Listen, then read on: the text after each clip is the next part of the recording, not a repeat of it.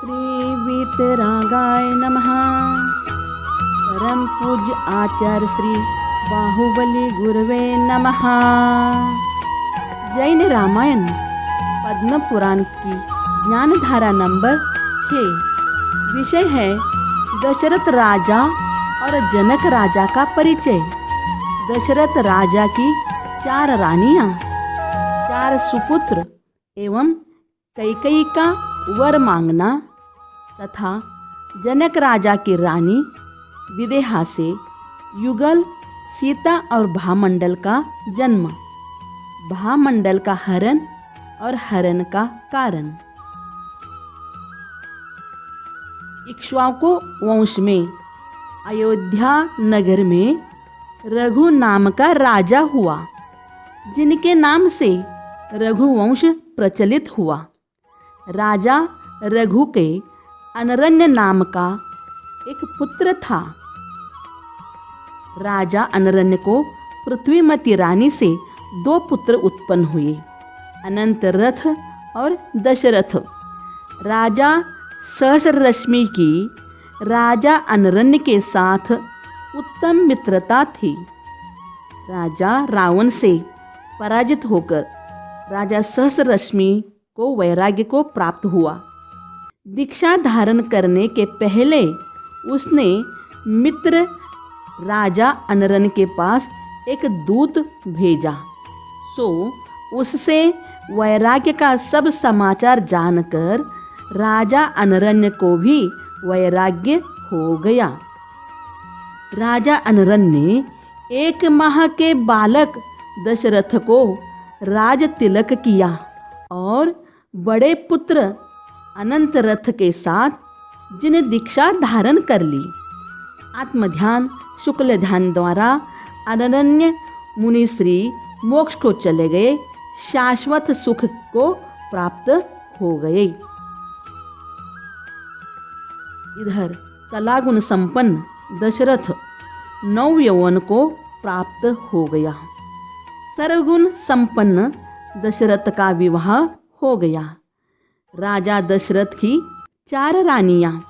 पहली रानी कौशल्या, अपराजिता भी कहते हैं। दूसरी रानी सुमित्रा, तीसरी रानी सुप्रभा और चौथी रानी कैकेयी। एक बार राजा दशरथ जिनराज की कथा करते हुए अपनी सभा में बैठे थे। उसी समय नारद जी वहां पहुंचे। राजा ने उठकर नारद जी का यथेष्ट आदर सम्मान किया। परस्पर कुशल वार्ता के उपरांत नारद जी ने कहा, मैं इस समय विदेह क्षेत्र की वंदना करता हुआ यहाँ आया हूँ। तुमसे एकांत में कुछ विशेष चर्चा करनी है। यह सुनकर राजा दशरथ ने सभा विसर्जित कर दी। दोनों निश्चिंत होकर एकांत में बैठ गए। नारद जी बोले, मैं एक बार वंदना के लिए लंका त्रिकुटाचल पर्वत पर गया था। वहाँ शांतिनाथ भगवान के जिनालय की वंदना की। तदनंतर मैंने लंकाधिपति रावण के विभीषण आदि मंत्रियों के मुख से सुना कि वहाँ सागर बुद्धि नाम के निमित्त ज्ञानी ने रावण को बताया है कि राजा दशरथ का पुत्र और राजा जनक की पुत्री तुम्हारी मृत्यु का कारण होंगे। यह सुनकर विभीषण ने निश्चय किया कि उन दोनों को मैं पुत्र पुत्री होने के पूर्व ही मरवा दूंगा।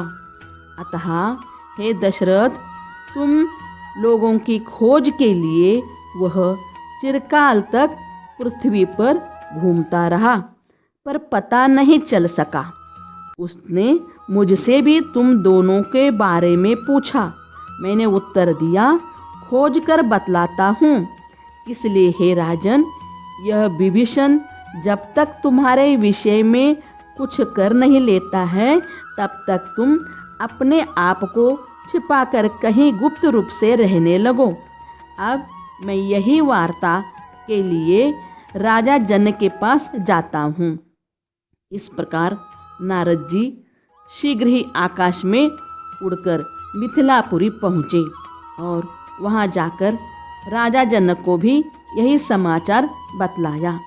नारद जी के जाने के बाद मरण की आशंका से भयभीत राजा दशरथ ने और नारद जी का समाचार सुनाया। किसको सुनाया? मंत्री को बुलवाया और उसको सब समाचार सुना दिया। तब मंत्री ने कहा, जब तक मैं शत्रुओं के नाश का प्रयत्न करता हूँ तब तक आप रूप बदलकर पृथ्वी पर विहार करें।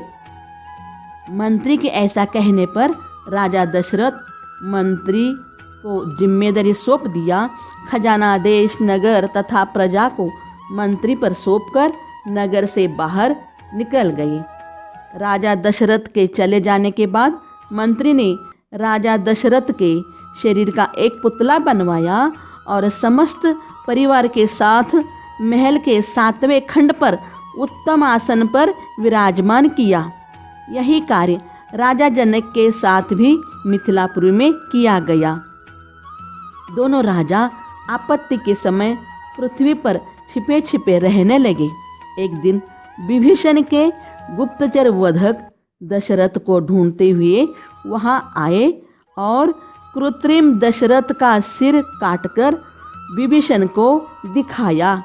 तदनंतर जिसने अंतपुर के रुदन का शब्द सुना था, ऐसे विभीषण ने उस कटे हुए सिर को समुद्र में गिरा दिया और राजा जनक के विषय में भी ऐसा ही निर्दय चेष्टा की। भाई के स्नेह से भरा हुआ विभीषण हर्षित होता हुआ लंका चला गया। किसी समय जब विभीषण का चित्त शांत हुआ तो वह विचारने लगा, मिथ्या भय से मैंने उन बेचारे भूमि गोचरियों को व्यर्थ ही मारा। अत्यंत तुच्छ पराक्रम को धारण करने वाला भूमि गोचरी कहाँ और इंद्र के समान पराक्रम को धारण करने वाला रावण कहाँ। मैंने यह जो कार्य किया है वो सर्वथा मेरे योग्य नहीं है। अब आगे कभी भी ऐसा अविचारपूर्ण कार्य नहीं करूँगा, ऐसा प्रतिक्रमण प्रत्याख्यान किया। इधर प्राण रक्षा के लिए भ्रमण करते समय राजा दशरथ के साथ एक आश्चर्यकारी घटना घटती है। उत्तर दिशा में कौतुक मंगल नगर है। वहाँ का राजा शुभमती है। उसकी पृथुश्री नाम की स्त्री से 2 संतान, कैकेय्या नाम की पुत्री और द्रोणमेघ नाम का पुत्र। सभी कलाओं में निपुण कैकेयी के लिए राजा शुभमती उत्तम वर का विचार करता है और सोचता है कि यह कन्या स्वयं ही अपनी इच्छानुसार वर को ग्रहण करे।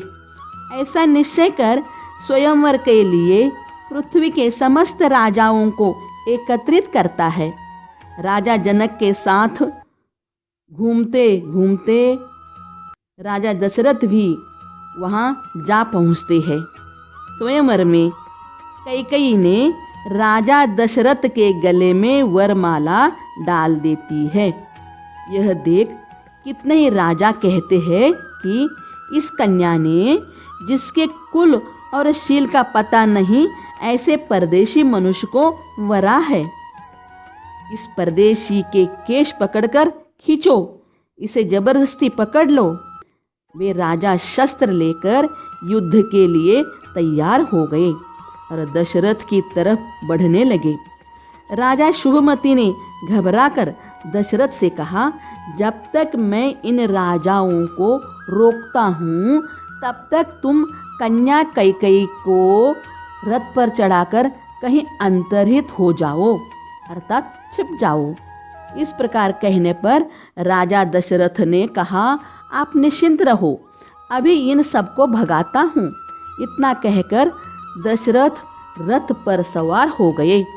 कैकेयी ने रथ के चालक सारथी को उतार दिया और स्वयं शीघ्र ही साहस के साथ चाबुक तथा घोड़ों की रास संभालकर युद्ध के मैदान में जा खड़ी हुई। दशरथ ने अपने बाणों से शत्रुओं को छेद डाला और अपनी तथा स्त्री की रक्षा की। राजा दशरथ को लोगों ने उनकी शक्ति से पहचान लिया और जयनाद किया। बड़े वैभव से दशरथ और कैकेयी का विवाह उत्सव संपन्न हुआ। राजा दशरथ अपनी पत्नी रानी कैकेयी के साथ अयोध्या आ गए। राजा जनक मिथिलापुरी चले गए। अयोध्या में बड़े वैभव के साथ राजा दशरथ का पुनर्जन्मोत्सव और पुनर्राजाभिषेक किया गया। राजा दशरथ ने अन्य सब पत्नियों तथा राजाओं के समक्ष अपने पास बैठी हुई कैकेयी से कहा, हे प्रिय, जो वस्तु तुम्हें इष्ट हो उसे कहो, मैं उसे पूर्ण कर दूं। आज मैं बहुत प्रसन्न हूँ। यदि तुम उस समय बड़ी चतुराई से उस प्रकार रथ नहीं चलाती तो मैं एक साथ उठे हुए कुपित शत्रुओं को कैसे जीतता। तब कैकेयी ने बार बार प्रेरित होने पर कहा कि हे नाथ, मेरी इच्छित वस्तु की याचना आपके पास धरोहर के रूप में रहेगी। जब मैं मांगूंगी तब आप बिना कुछ कहे दे देना। दशरथ ने कहा, ठीक है, ऐसा ही होगा। अथ अनंतर पुण्योदय ऐसा कि राजा दशरथ की रानी कौशल्या अपराजिता ने राम को जन्म दिया। रानी सुमित्रा ने लक्ष्मण को जन्म दिया। रानी कैकेयी ने भरत को और रानी सुप्रभा ने शत्रुघ्न पुत्र को जन्म दिया। राजा दशरथ ने सभी पुत्रों का हर्षोल्लास पूर्वक बड़ा भारी जन्मोत्सव किया। चारों कुमार समुद्र के समान गंभीर वीर थे। सभी कुमारों ने आगे सर्वशास्त्र विषयक अतिशय ज्ञान को प्राप्त किया। अब आगे आपको ले चलते हैं कि सुखद और दुख एक साथ किस प्रकार से प्राप्त होते हैं। राजा जनक की विदेहा नाम की सुंदर पत्नी थी।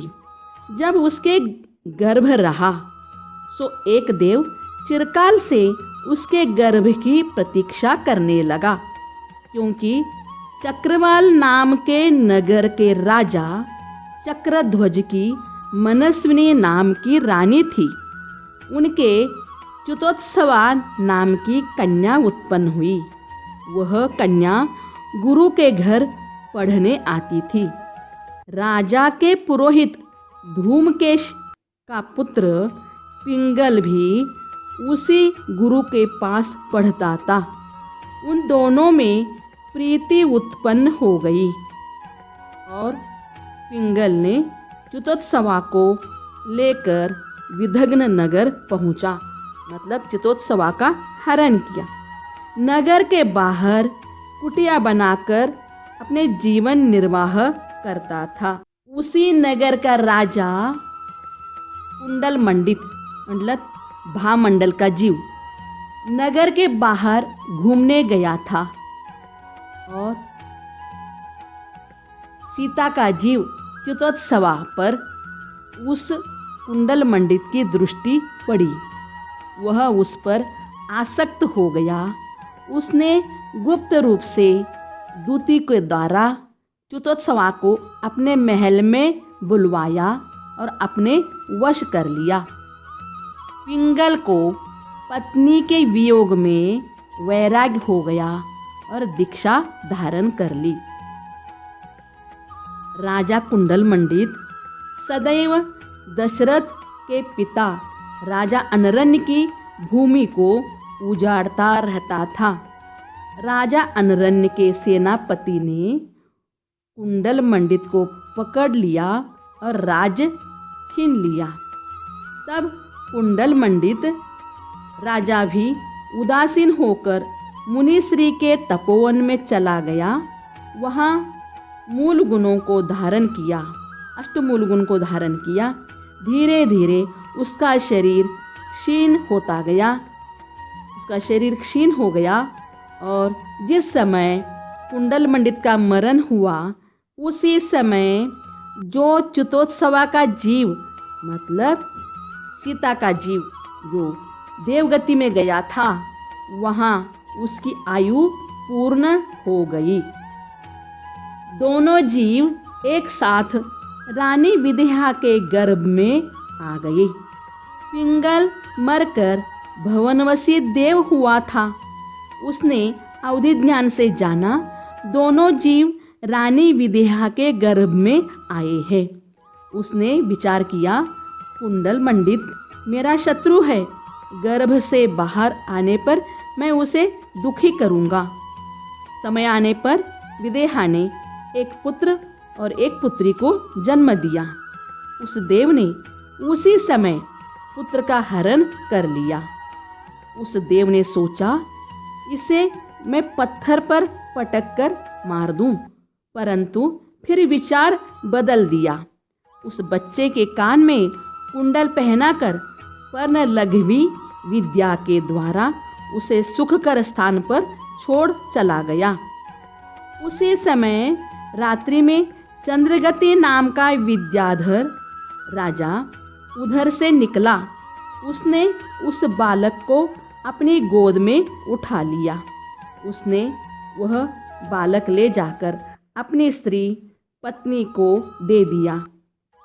रानी का परम सौभाग्य, उस बालक को अपने गले से लगा लिया और उसका नाम भामंडल रखा गया।